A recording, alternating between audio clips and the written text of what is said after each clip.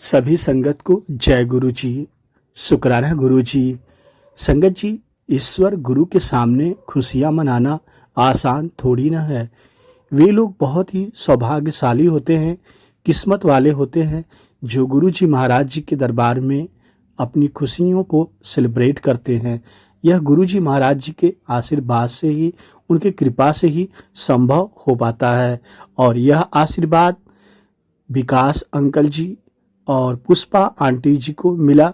लखनऊ के आशियाना में गुरु जी का ब्लेसिंग डिवाइन सत्संग संपन्न हुआ। अंकल जी आंटी जी का एनिवर्सरी बहुत ही अच्छे से मनाया गया। गुरु जी का लख लख शुक्राना जो गुरु जी महाराज जी ने ऐसे समय को बख्शें, ऐसा समय दिए। जय गुरु जी। संगत जी, आइए गुरु जी का प्यारा डिवाइन ब्लेसिंग भरा सत्संग आगे सुनते हैं। बनी हुई है, वहां पर दर्शन की बहुत अच्छा लगा। वहां पर मतलब मैं बहुत रोई। जो दिल के अंदर था वो सब गुरुजी से कहा कि गुरुजी अब आप ही हो, आप पर ट्रस्ट करके आई हूँ, सब कुछ अब आप पर ही छोड़ रही हूँ। उसके बाद संगत जी, जैसे मुझे डॉक्टर्स ने बोला था कि अभी आपको इसका 5 साल तक बहुत ध्यान रखना है कि इसको फीवर भी नहीं आने देना, और इसके लिए उन्होंने मेडिसिन भी अलग से दी हुई थी जो काफी स्ट्रॉन्ग होती हैं। और एक उन्होंने इसके जो फिट्स आने पर एक मेडिसिन अलग से, वो छोटी सी टैबलेट होती थी जिसको घोल के देते थे हम, जो बैन हो चुकी है, फ्रीजियम, वो देनी होती थी।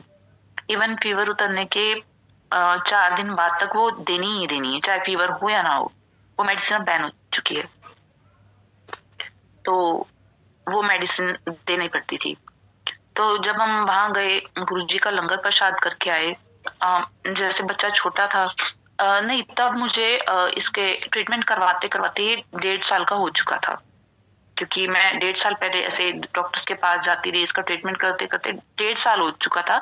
जब हम बड़े मंदिर गुरुजी का बुलावा आया तो तब ये 1.5 साल का हो गया था। तो हमने वहां पे जो गुरुजी का लंगर प्रसाद मिला, तो हमें वहां पे बताया गया कि ऐसे 4 संगत एक थाली शेयर करती है, और गुरुजी का जो प्रसाद है वो सबने खाना है, छोड़ना बिल्कुल नहीं है। तो बेटे को जितना खिला सकती थी इसको भी खिलाया। हम सबने भी लंगर प्रसाद किया, चाय प्रसाद वगैरह ली, जल प्रसाद लिया। उसके बाद हम घर आ गए। फिर धीरे धीरे मैं गुरुजी का मंत्र जाप वगैरह सुनने लगी। घर पर मॉर्निंग टाइम में चला देती थी, सत्संग वगैरह, गुरबानी वगैरह, वो धीरे धीरे सुनने लग गई। उसके बाद जैसे डॉक्टर ने बोला था कि 5 साल तो हो गए, अभी इसकी मेडिसिन चलनी ही चलनी है। तो फिर जैसे इसको फीवर होता था, जब वो जो मैंने आपको बताया कि वो मेडिसिन देनी पड़ती थी, एक दिन मन में आया कि ये मेडिसिन नहीं देते हैं इस बार। तो मैंने इसको सिर्फ जो वो सिरप था पैरासिटामोल टाइप दिया। उसके बाद मैंने मेडिसिन नहीं दी। तो फिर धीरे धीरे वो मेडिसिन बिल्कुल बंद कर दी। और मैंने देखा, तो मतलब मैंने ध्यान दिया कि जैसे इसको पहले फिट्स वगैरह आते थे, अब वो नहीं आते हैं। तो डॉक्टर ने कहा था इसका 5 साल तक ध्यान रखना है।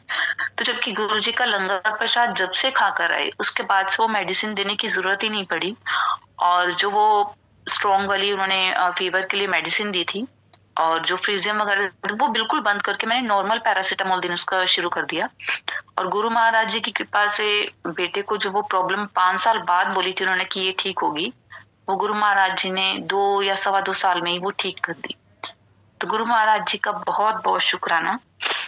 क्योंकि कहते हैं ना, जब हम दुनिया से बिल्कुल थक हार जाते हैं, गुरु जी हमारा तब हाथ पकड़ लेते हैं। और मेरे लिए तो मतलब वो कहते हैं ना, जे तू ना फड़दा साडी मां असा रुल जाना सी, सानू किते ना मिलदी था असा रुल जाना सी।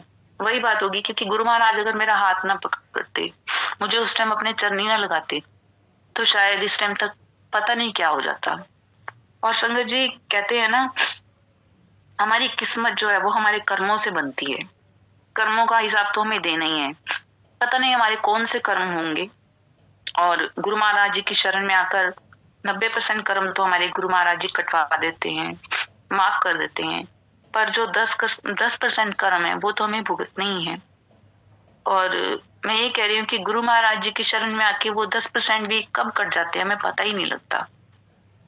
तो इसलिए गुरु महाराज जी के चरण में हमें बस खुद को सरेंडर करना है। गुरु महाराज जी और तो कुछ मांगते ही नहीं है, और ना ही हम इस लायक हैं कि गुरु महाराज जी को कुछ दे सके।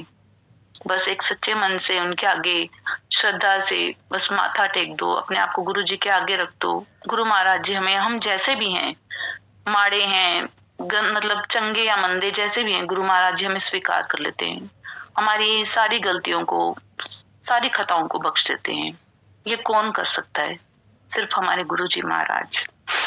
और संगत जी, अब मैं आपके साथ अपना एक और सत्संग शेयर करती हूँ जो मेरे हस्बैंड का है।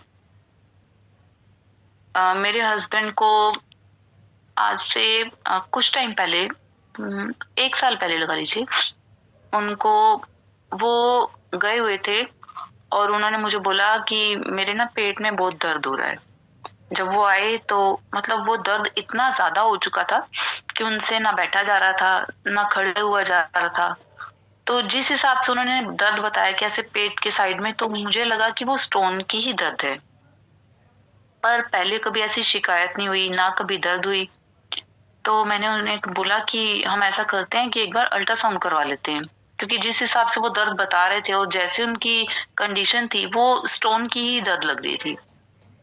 तो मैंने उनको बोला कि कल जाकर हम अल्ट्रासाउंड एक बार करवा लेते हैं, कि इस टाइम तो हम जा नहीं सकते, अब रात हो गई है। तो फिर उसके बाद जब मैं सुबह उठी, जैसे आदत है कि सुबह उठ के सबको जय गुरु जी करते हैं, तो वही मेरी भी आदत बनी हुई है कि उठकर सुबह सबको एक बार जय गुरु जी कर देना। तो जब मैंने जय गुरु जी की, उसके बाद एक संगत है गुरु जी की बहुत ही प्यारी, गजल हंस, उनका मुझे एक सत्संग उन्होंने शेयर किया था मुझे, तो मैंने उसको ध्यान नहीं दिया, तो मैंने कहा बाद में देखेंगे। उसके बाद मैं अपने हस्बैंड के साथ गई हॉस्पिटल उनका अल्ट्रासाउंड करवाने के लिए, और अल्ट्रासाउंड में मे भी कोई दिक्कत हो गई उनको या कुछ क्लियर नहीं हुआ। उन्होंने बोला है तो ये स्टोन है, पर कितने mm की है हम नहीं बता सकते, अभी अल्ट्रासाउंड में कुछ क्लियर नहीं हुआ है। हम घर आ गए। उसके बाद हस्बैंड को ऐसे ही पेन हो रही थी, मैंने बोला कि आप देख लो डॉक्टर से, अगर कोई मेडिसिन है जिसमें आपको पेन को कुछ आराम मिल सके, आप तब तक वो देख लो डॉक्टर के पास जाके, अगर मिलती है तो। मेरे हस्बैंड गए और इतने में मैंने जो सुबह उसका गजल का मैसेज आया था, मैंने वो देखा। उसमें उषा भाटिया आंटी का सत्संग था, जिसमें वो शोधी अरे का अपना सत्संग सुना रहे थे। मैंने वो सत्संग सुना और मन में आया कि जैसे आंटी ने बोला है कि ये जो गुरुजी ने इसको अपने हाथों से ब्लेस किया था, ये मेडिसिन को, जो कि सिर्फ आगरा की एक ही शॉप है जिसको गुरुजी ने ब्लेस किया था, और वो कह रहे थे कि इसको जिस भाव से भी खाओ, ये उसी को क्योर करती है। तो मेरे मन में भी आया कि गुरुजी किसी तरह ये मुझे मिल जाए। मैंने अपनी कई संगत को, जितनी भी मेरी संगत हैं, उनको कांटेक्ट किए कि अगर ये कहीं से मिल सके। तो दिल्ली में एक वन्ना आंटी रहती हैं, मैं उनको वन्ना दी कहती हूँ क्योंकि उन्होंने मुझे अपनी छोटी सिस्टर बनाया हुआ है। तो मैंने उनको बोला कि दीदी अगर ये कहीं से मेडिसिन मिल सकती है तो आप देखो कोशिश करके, कि ऐसे हस्बैंड को बहुत दिक्कत हो रही है। उन्होंने बोला कि अच्छा मैं ट्राई करती हूँ। और गुरु महाराज जी की कृपा से नेक्स्ट डे शोधियर के 2 पाउच उन्होंने मुझे कोरियर करवा दिए। और संगत जी देखो कि जैसे उन्होंने सैटरडे को कोरियर करवाया और संडे वाले दिन ये मुझे मिल भी गई, जबकि कोरियर एक दिन बाद नहीं मिलता है, और संडे वाले दिन तो बिल्कुल भी डिलीवरी नहीं होती है। गुरु महाराज जी की कृपा से संडे वाले दिन मेरे पास ये मेडिसिन आई। तो मैंने अपने हस्बैंड को बोला कि आप ये खानी शुरू करो, जैसे आंटी ने बोला कि आप जिस भाव से भी खाओ। तो मैंने बोला आप भी गुरुजी के आगे प्रे करो, गुरुजी से बोलो कि ये प्रॉब्लम है, आप अरदास करो उनके आगे और आप ये खानी शुरू कर दो। तो जैसे ही मेडिसिन आई, मैंने अपने हस्बैंड को दी, मैंने बोला आप इसको ऐसे थोड़ी थोड़ी करके खानी शुरू कर दो। तो उन्होंने जैसे खाई, 3-4 दिन बाद उन्होंने बोला कि मुझे ना जाना पड़ेगा दिल्ली, जरूरी है। तो मैंने बोला कि देख लो अगर आप जा सकते हो, आप ड्राइव कर सकते हो। तो उन्होंने बोला कि जाना पड़ेगा, जरूरी है। वो गाड़ी लेके गए। दर्द उनको हो रही थी, रास्ते में उनको पेन बहुत ज्यादा हो गई। तो उन्होंने बोला कि मुझे ना मतलब जिनके साथ गए थे उनको बोला मुझे ना फ्रेश होने जाना है। तो जैसे वो फ्रेश होने गए तो उसके थोड़ी देर बाद जब वो पहुंच गए दिल्ली, तो उन्होंने मुझे कॉल किया। कहते रजनी मुझे ऐसा लगा कि जैसे मेरी ना मतलब पथरी निकल गई है, तो यूरिन के थ्रू निकल गई है। मैंने कहा ऐसा क्यों, मैं आपको ऐसा क्यों लगा? कहते मुझे ऐसा लगा। तो मैंने कहा चलो गुरुजी का शुक्राना करो। उसके बाद जब वो आए तो मैंने बोला आप एक बार अल्ट्रासाउंड करवाओ। तो कहते मुझे पेन वगैरह बिल्कुल नहीं है। तो मैंने कहा आप एक बार अल्ट्रासाउंड करवाओ तो। और संगत जी, जब उन्होंने अल्ट्रासाउंड करवाया, वाकई में उनकी पथरी बिल्कुल नहीं निकली, मतलब बिल्कुल ठीक था उनका, अल्ट्रासाउंड में कुछ भी नहीं आया। तो उन्होंने बोला कि अब मुझे कोई पेन वगैरह नहीं है। मैंने कहा आप फिर भी कुछ दिन चेक कर लो, देखो कि आपको पेन है कि नहीं। और गुरु महाराज जी की कृपा से उनको वो ना दोबारा पेन हुई। और संगत जी देखो कि कैसे गुरु महाराज जी ने, जो इतने दिन से वो प्रॉब्लम झेल रहे थे, फेस कर रहे थे, वो गुरु महाराज जी ने कैसे वो शोधी हरे के थ्रू उनकी वो प्रॉब्लम ठीक कर दी। गुरु महाराज जी का बहुत बहुत शुक्राना। और उसके बाद एक और संगत है रीमा आंटी, उन्होंने भी मुझे गुरु महाराज जी की ये जो शोधी हरे, वो एक पैकेट भिजवाई थी जिसमें 40 पाउचेस होते हैं। तो मैंने गुरु महाराज जी से बोला कि गुरु महाराज, जैसे आपने मेरी प्रॉब्लम ठीक की है, ऐसे ही जिस संगत को कोई भी अगर प्रॉब्लम है, मैं अपनी तरफ से उनको ये मेडिसिन भिजवा दूंगी। तो मैंने फिर अपनी संगत जितनी थी कांटेक्ट में, उनको बोला कि अगर आपको कोई, जिस संगत को लगता है कि शोधी हरे चाहिए, तो आप मुझे प्लीज उनका एड्रेस दे देना। फिर मेरे पास वो 40 पाउचेस थे, मैंने सिर्फ वो 2 पाउचेस रखे, बाकी वो सारे संगत में डिस्ट्रीब्यूट कर दिए। तो गुरु महाराज जी का बहुत बहुत शुक्राना, क्योंकि गुरु महाराज जी जानते हैं कब किस संगत को कैसे और कहाँ ब्लेस करना है, ये सिर्फ गुरु महाराज जी ही जानते हैं। और संगत जी, सत्संग तो गुरु महाराज जी के बहुत से हैं। कुछ सत्संग हमें याद आ जाते हैं, कुछ महाराज जी ने जो बुलवाना होता है वो महाराज जी की इच्छा से ही होता है, क्योंकि गुरु महाराज जी तो महाशिव हैं और गुरु महाराज अंतर्यामी हैं, ये हम सब जानते हैं। वो हमारे मन की हर बात जानते हैं, उनसे कुछ भी छुपा हुआ नहीं है। ऐसा ही एक सत्संग मैं आपको और सुनाती हूँ। संगत जी, मैं ना मन में कई बार सोचती थी कि गुरुजी मुझे कोई ऐसी सेवा दीजिए कि मैं आपके लिए जैसे कभी भजन या सत्संग वगैरह गाऊं, मुझे भी ऐसी सेवा दीजिए। क्योंकि मैं जैसे फेसबुक पे जिस पे आंटियों को सत्संग शेयर करते देखती थी या जैसे भजन सेवा करते देखती थी, तो मैं कहती थी कि मुझे भी ये मौका दो। तो उनसे बार बार मैं यही बोलती थी कि गुरु महाराज, क्या मैं इस लायक भी नहीं हूँ? तो फिर गुरु महाराज जी ने ऐसे मुझे फेसबुक पेजेस पे सत्संग करवाए, पर मैं चाहती थी कि मुझे जूम प्लेटफॉर्म पे सेवा मिले। तो जैसे मैं आज शाम अभी मन में गुरु महाराज जी से कह रही हूँ कि गुरु महाराज मैं इस लायक नहीं हूँ, तो फेसबुक पर तो सत्संग गुरु महाराज शेयर करवा ही चुके थे। उसी शाम मुझे ना, नहीं, नेक्स्ट डे मॉर्निंग मुझे सुरेश वासन अंकल का कॉल आया कि आंटी आप मल्टीलिंगुअल जूम प्लेटफॉर्म पे सत्संग शेयर करोगे। तो मैं बहुत खुश हुई। मैंने कहा गुरु महाराज आप इतनी जल्दी मन की बात सुन लेते हो, बहुत बहुत शुक्राना किया उनका। तो फिर मुझे गुरु महाराज जी की कृपा से मल्टीलिंगुअल जूम प्लेटफॉर्म पर सत्संग शेयर करने की सेवा मिली। और गुरु महाराज जी की कृपा से मुझे बड़े मंदिर के प्लेटफॉर्म पर भी सत्संग शेयर करने की सेवा मिली। मन बहुत खुश हुआ कि गुरु महाराज कैसे हमारी छोटी छोटी बातों को भी, हमारे जैसे भी मुंह पर भी नहीं आती, और गुरु महाराज जी उसको फट से पूरा कर देते हैं। गुरु महाराज जी का बहुत बहुत शुक्राना। उसके बाद गुरु महाराज जी ने फिर भजन सेवा करवाई, जो कि अब चल रही है, करण अंकल के प्लेटफॉर्म पे भी चल रही है। बस यही सोचते हैं कि गुरु महाराज जी अपनी सेवा में लगाए रखें, अपना सत्संग सुमिरन करवाते रहें, यही चाहिए और तो कुछ भी नहीं चाहिए गुरु महाराज जी से। और गुरु महाराज जी से अरदास है कि वो सबसे अपना सत्संग सुमिरन करवाते रहें, अपने चरणों के साथ जोड़े रखें, अपनी छत्र छाया में रखें। हम गुरु महाराज जी का जितना भी शुक्राना करें उतना कम है। संगत जी, हम कहते हैं कि हमें गुरु महाराज जी से और कुछ नहीं चाहिए, बस यही कहते हैं कि अपने चरणों से जोड़े रखें। और अब गुरु महाराज जी का जो सत्संग मैं आपको सुनाने जा रही हूँ, गुरु महाराज जी के सत्संग तो बहुत सारे हैं। मैं आपको एक और सत्संग सुनाती हूँ, वो लॉकडाउन के टाइम का है। संगत जी, हम ये तो नहीं जानते, मतलब मैं नहीं जानती, जैसे हम कहते हैं ना हम गुरु महाराज जी से इतने टाइम से जुड़े हुए हैं, हमें इतने साल हो गए हैं, पर मैं कहती हूँ हमें नहीं पता हम गुरु जी से कब से जुड़े हुए हैं। क्या पता उनके स्कूल में हमारा भी एडमिशन हुआ भी है कि नहीं, मतलब ये मेरी सोच है।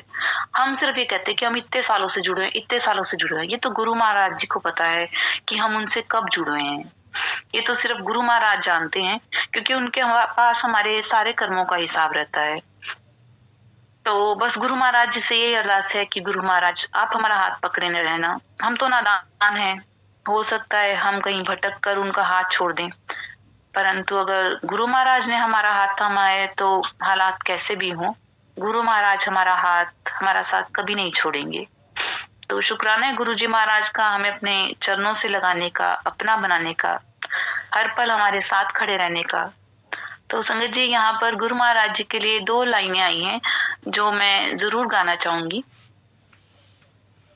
सानू इन्ना ज्यादा प्यार करने लई साडी बांह फड़ने लई, सानू इन्ना ज्यादा प्यार करने लई साडी बांह फड़ने लई, दुनिया ने जद सानू छड़ता सी उदों साडे नाल खड़ने लई। शुक्रिया शुक्रिया शुक्रिया तेरा गुरु जी, शुक्रिया शुक्रिया शुक्रिया तेरा गुरु जी। तो संगत जी अब मैं आपके साथ जो सत्संग शेयर करने जा रही हूँ, जो मैंने आपको बोला था कि कोरोना टाइम का है, तो मैं मतलब जैसे लेट नाइट सोई थी तो मुझे गुरु महाराज जी का उस टाइम गुरु महाराज जी ने ड्रीम में दर्शन दिए थे।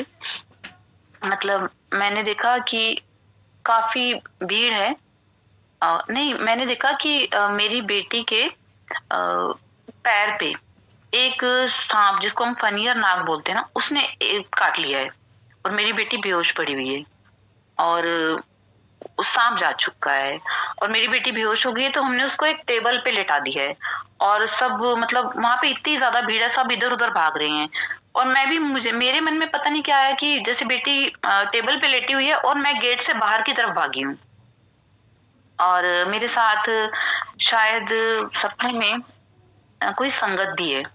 तो मैं जैसे बाहर की ओर भागी हूँ, पता नहीं मैं भीड़ में किसको देख रही हूँ, तो इतने में मुझे गुरु जी महाराज के दर्शन होते हैं उस भीड़ में। गुरु महाराज जी ने उसमें टोमेटो रेड कलर का चोला पहना हुआ है और उसके ऊपर एम्ब्रॉयडरी हुई हुई है।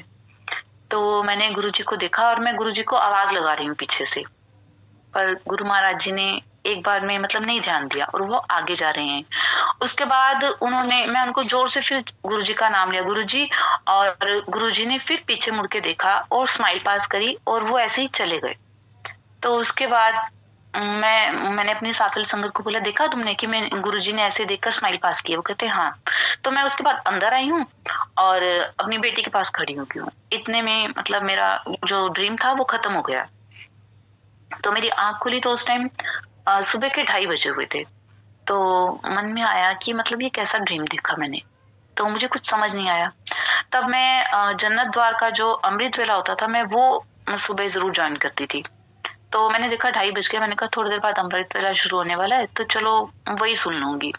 ऐसे जब टाइम निकला तो सुबह 4 बजे मैं मुंह हाथ धो के ऐसे जैसे फ्रेश होके मैं मत्था टेक के गुरु जी का अमृत वेला मैंने ज्वाइन कर लिया। पहले तो जैसे उसमें शब्द गुरबानी वगैरह चलते रहे तो मैंने इतना ध्यान नहीं दिया, जैसे हल्की हल्की बीच में नींद भी आ रही थी, मैंने ध्यान नहीं दिया। और जब ध्यान दिया तो संगत जी जब मैंने ध्यान दिया मैंने ध्यान दिया स्वरूप पे कि जो मुझे गुरुजी ने अपने ड्रीम में मतलब वो जो गुरुजी ने चोला पहना था उससे पहले मैंने गुरुजी को वो चोले में मतलब मैंने वो गुरुजी का स्वरूप कहीं देखा नहीं था।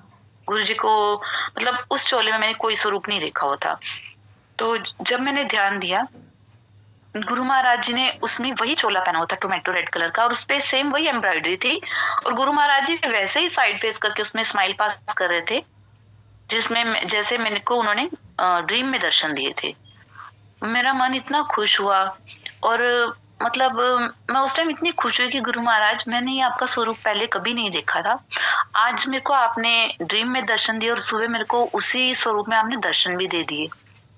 और संगत जी उस टाइम ना मेरे मतलब मन में पता नहीं क्या हुआ, जैसे गुरु जी के मैंने वहां पे दर्शन करे और मेरे मन में वो एक सॉन्ग है उसकी मेरे मन में 2 लाइन्स आई जो मैं आपके साथ भी शेयर करती हूँ। और मैंने ये सत्संग जिन जिन संगत के साथ शेयर किया ये 2 लाइनें मैंने उनको भी शेयर करी। मैंने कहा पता नहीं क्यों मैंने जब गुरु जी का वो स्वरूप देखा ना वहां पे तो मेरे मन में एकदम से ही गाने की ये 2 लाइन मतलब आ गई है। शायद गुरु जी गवाना चाहते थे ये सत्संग के थ्रू, तो मैंने उनके साथ वो जरूर शेयर की जो मैं अब आपके साथ भी शेयर करती हूँ। सिर्फ 2 लाइन्स हैं। तेरी अखियां च नूर की ना सारा गलां च सुकून सी सजना मैनू लगया मैनू लगया अल्लाह ने आवाज मारी बुलाया मैनू तू सी सजना। संगत जी, जैसे मैंने गुरु महाराज जी को उस स्वरूप में देखा ना, तो मेरे मन से यही 2 लाइन्स निकली। और मैंने फिर उठकर जब मतलब मैं सुबह टाइम हुआ तो मैंने देखा कि अब जैसे 6:30-7 हो गए हैं, तो मैंने बेटी को स्कूल भेजा और उसके बाद मैंने मम्मा को कॉल किया कि मम्मा ऐसे मुझे रात को मतलब गुरुजी ने ऐसे आज ड्रीम दर्शन दिए हैं। और उसके बाद जन्नत द्वार में जब मैंने अमृत वेला ज्वाइन किया तो उसी चोले वाले स्वरूप में मेरे को गुरुजी ने दर्शन दिए हैं। आज उसी चोले स्वरूप में गुरुजी के दर्शन हुए हैं।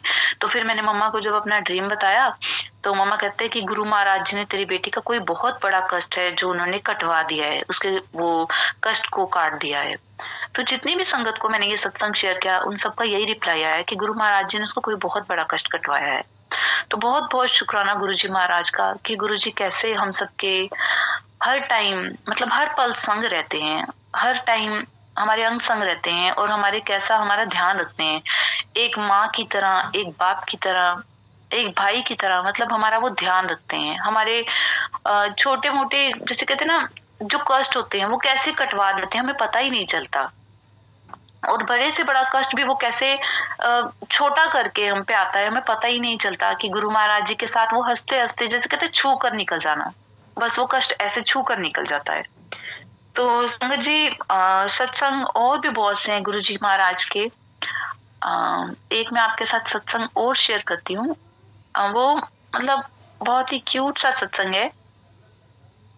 ये मेरी बेटी जब 4th या 5th में थी शायद तब का सत्संग है।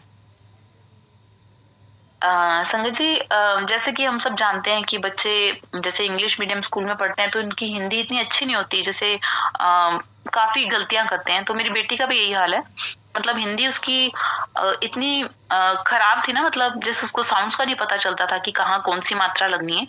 तो वो जैसे अगर एक लाइन लिखती है तो उसमें मतलब 4 से 5 मिस्टेक वो कर देती थी। तो वो स्कूल से हिंदी का पेपर देके घर पे आई तो बोली कि मम्मा आज ना मेरा पेपर ना 55 मार्क्स का मैं पेपर करके आई हूँ। मैंने कहा क्यों?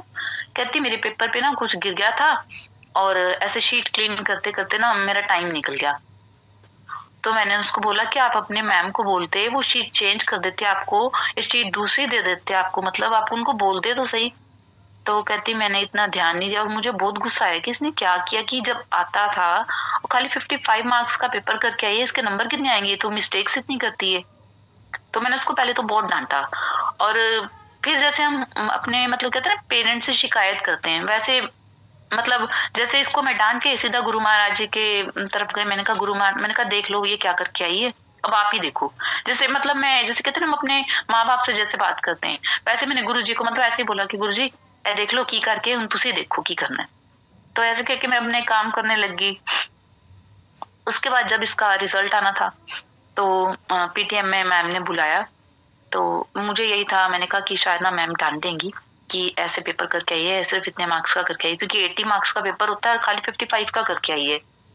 तो जब पीटीएम हुई मैम मुझे देख रहे थे और मैं मैम को देख रही थी, मुझे लगा इस लगता है इसने ज्यादा खराब कर दिया है मैम, इसलिए मुझे बार बार देखे जा रहे हैं।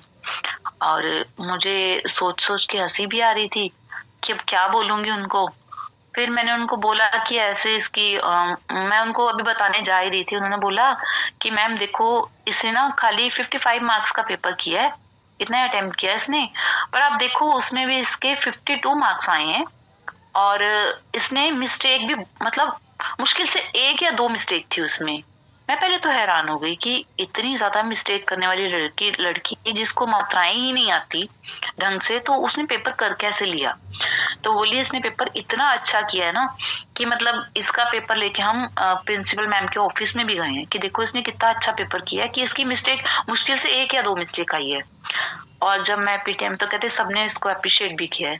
तो जब मार्क्स बाकी सब्जेक्ट में तो इसके अच्छे थे ही, तो जब मैं वापस आई मैंने आते ही पहले गुरु महाराज जी का शुक्राना किया। मैंने कहा गुरु महाराज जी ये सिर्फ आप ही कर सकते हो, कोई नहीं कर सकता, सिर्फ क्योंकि हमें ही पता ना कि ये क्या करके आई थी, ये क्या कर सकती थी।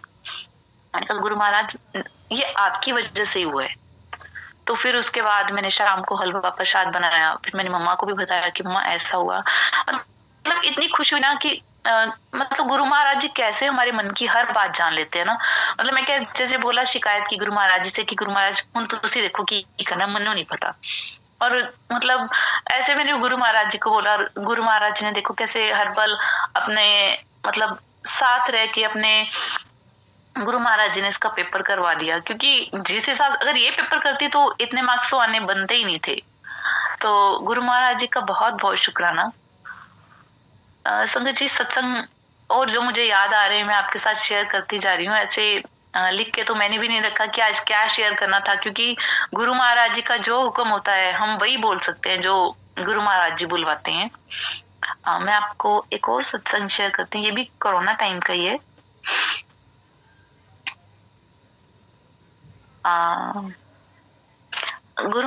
संगत जी जैसे कि मैंने आपको बताया था ना कि बेटे का मतलब ट्रीटमेंट चलता रहा और काफी टाइम चला था। तो फाइनेंशियली तो आपको पता है जब डॉक्टर के पास अगर हम मतलब कोई ट्रीटमेंट कराते हैं तो ऑब्वियस सी बात है पैसा तो लगता ही लगता है।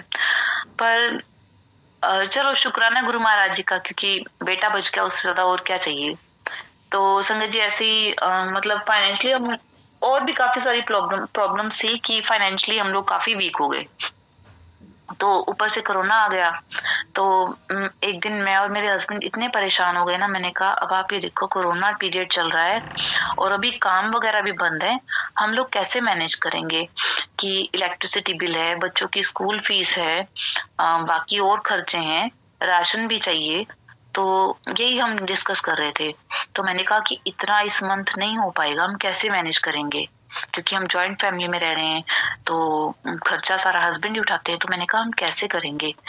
तो मेरे हस्बैंड भी काफी वो 2-3 दिन से ही परेशान चल रहे थे काफी। तो बल्कि मैं उनको कहती कोई नहीं आप टेंशन ना लो, टेंशन ना लो। तो उस दिन वो भी काफी ना इरिटेट हो चुके थे, कहते कैसे करेंगे कि अभी काम का भी कुछ नहीं पता कि कब तक मतलब हमें ऐसे घर पे बैठे रहना पड़ेगा। तो उस दिन ना हम काफी परेशान थे, यही डिस्कस कर रहे थे।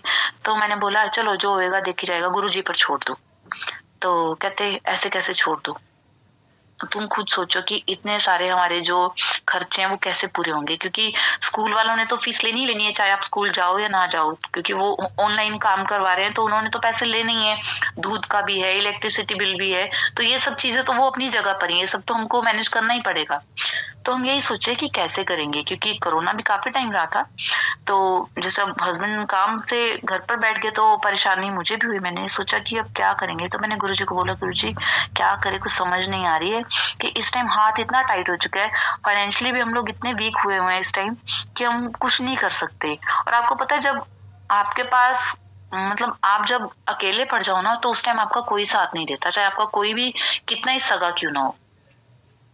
तो मैं भी सोची थी अब किसी से हेल्प लेना। मैंने कहा गुरु जी मैं किसी दे अगे हाथ नहीं फैलाना, तुसी जानो, मैं थोड़ी बेटियां थोड़े अगे मांग सकनी है, मैं किसी अगे हाथ नहीं फैलाना, तुसी जानो किवें करना है। तो संगत जी मतलब ऐसे ही गुरु जी से मैं रात को अरदास करके और मैं सो गई।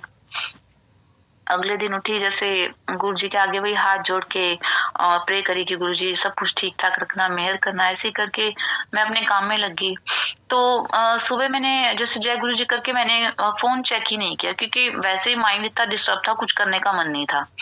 तो उसके बाद मैंने शाम के टाइम अपना फोन चेक किया तो उसने ना टेक्स्ट मैसेज देखा। तो उसमें देखा कि मेरे अकाउंट में पैसे आए हुए हैं। तो मैंने कहा मे बी मम्मा वगैरह ने ना ट्रांसफर किया हो। तो मैंने पूछा मम्मा को, सिस्टर को, सबको पूछा, कहते नहीं। तो मैंने अपने हस्बैंड को बोला देखो ये ना मतलब अकाउंट में मेरे में पैसे ट्रांसफर हुए हैं। तो वो बोले कि किसी से गलती से हो गए होंगे। मैंने कहा चलो वेट करते हैं। हमने ऐसे 3-4 दिन वेट की तो किसी का कोई कॉल नहीं आया। मैंने कहा कि देखो अभी हमें जरूरत है तो हम ये पैसे यूज कर लेते हैं, जब कॉल आएगा तो हम उनको मतलब वो पैसे फिर उनको अरेंज करके वापस कर देंगे। तो मेरे हस्बैंड बोले नहीं नहीं ऐसे ना हो कि हम अभी पैसे वो यूज कर लें और कल या परसों में फोन आए। तो मैंने बोला आप गुरुजी पे छोड़ दो, देखी जाएगी, हमें फिलहाल जरूरत है। तो पहले मेरे हस्बैंड नहीं माने। तो मैंने बोला आप गुरुजी पे छोड़ दो। मतलब मेरे मन में कहीं ना कहीं था कि नहीं ऐसा कुछ नहीं होगा, ये गुरु महाराज जी की तरफ से ही है। मतलब पता नहीं मन में ऐसी फीलिंग क्यों आई। और संगत जी हमें वो जरूरत थी हमने वो उतने पैसे यूज कर लिए, जो बाकी बचे वो अकाउंट में ही रहने दे, कि अगर कल को हमें कोई कॉल आता भी है तो हम जितने पैसे हमसे खर्च हुए हैं बाकी हम उनको वापस कर सकें उसमें और जोड़ के। तो संगत जी, आप गुरु महाराज जी की कृपा देखो कि हमें कोई कॉल नहीं आया, और मतलब हमारा जो औखा टाइम था वो भी निकल गया। तो वही मतलब गुरु महाराज जी का हम कैसे शुक्राना करें, जितना शुक्राना करें उतना कम है। मतलब गुरु महाराज जी हमें कैसे मुसीबत से निकालते हैं, हमें कुछ समझ नहीं आता कि हम तो सोच ही रहे होते हैं और उन्होंने पहले से ही उसका सॉल्यूशन सोच रखा होता है कि कैसे कब कहाँ करना है। तो संगत जी, मतलब जितना भी शुक्राना करूं ना, शुक्राना करते करते शायद सारी उम्र निकल जाए वो भी कम है। हम लोगों की जो जिंदगी है उसमें रोज कोई ना कोई सत्संग तो होता ही रहता है। बाकी जो लाइफ से जुड़े सत्संग है, हर किसी की जिंदगी के उनके गुरु जी के साथ जुड़ी हुई अपनी जर्नी है, उनके अपने सत्संग है, और सभी सत्संग बहुत ही प्यारे हैं। जैसे हम करण अंकल के प्लेटफॉर्म पे भी सुनते आ रहे हैं। जितनी भी संगत अपने सत्संग शेयर करती है बहुत ही प्यारे सत्संग होते हैं।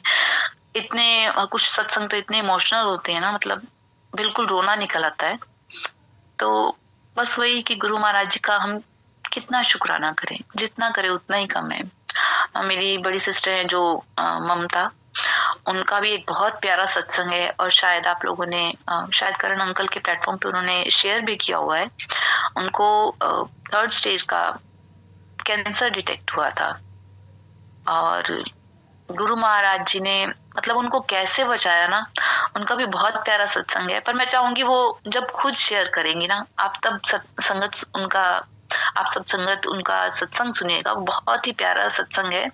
क्योंकि अगर मैं वो उनका सत्संग शेयर करूंगी तो शायद मैं नहीं शेयर कर पाऊंगी। मैं उस काबिल नहीं हूँ कि मैं वो वर्ड मतलब उनको वर्ड्स में बयान कर सकूं। इतना प्यारा सत्संग है। उनके उनके साथ की जितनी भी संगत थी जिनको उस टाइम कैंसर डिटेक्ट हुआ था, वो सब इस दुनिया से जा चुके हैं, और हमने भी उम्मीद छोड़ दी थी कि शायद वो बचेगी। जब उनको पता लगा, उन्होंने पहला वर्ड यही बोला कि मम्मी, अगर कल को मैं ना रही, मेरा बच्चा संभाल लेना। और संगत जी, उस टाइम मतलब इतना रोना आया, क्योंकि उनका बेटा तब सिर्फ 11 साल का था, और गुरु महाराज जी की कृपा से आज वो बिल्कुल ठीक है। और हम गुरु महाराज जी का शुक्राना करते हैं कि गुरु महाराज आपने हमें अपने साथ जोड़ लिया, वरना हम वाकई में रुल चुके होते इस दुनिया में। और संगत जी, हम जैसे भी हैं, गुरु महाराज हमारी सारी खताओं को बख्श कर हमें अपनी शरण में ले लेते हैं। हमें सिर्फ सच्चे मन से उनके सामने सरेंडर करना है। उन्हें तो कुछ भी नहीं चाहिए, और ना ही हम उनको कुछ दे सकते हैं, हम इस लायक ही नहीं है। उन्हें सिर्फ हमारे भाव चाहिए, सच्चे मन के भाव। तो बस उन्हें सच्चे मन से प्यार कीजिए, यही मैं सब संगत को कहना चाहूंगी। और उसके बाद हमें दुनिया में किसी चीज की चिंता करने की जरूरत नहीं है। सब कुछ गुरु जी पर छोड़ दीजिए, जो होगा सब अच्छा होगा। क्योंकि जब हमने सब कुछ गुरु महाराज जी पे छोड़ दिया है तो हमारा कुछ पूरा होने ही नहीं दे सकते। तो संगत जी, अब मैं अपने सत्संग को यहीं विराम देना चाहती हूँ। कोई भी भूल चूक हो जाए तो गुरु महाराज और आप सब संगत मुझे माफ कर दीजिएगा। गुरु महाराज जी का बहुत बहुत शुक्राना कि उन्होंने आज मुझे ये सत्संग शेयर करने का सौभाग्य दिया। सभी संगत को जय गुरु जी। संगत जी, सत्संग को शेयर कीजिए दूसरी संगत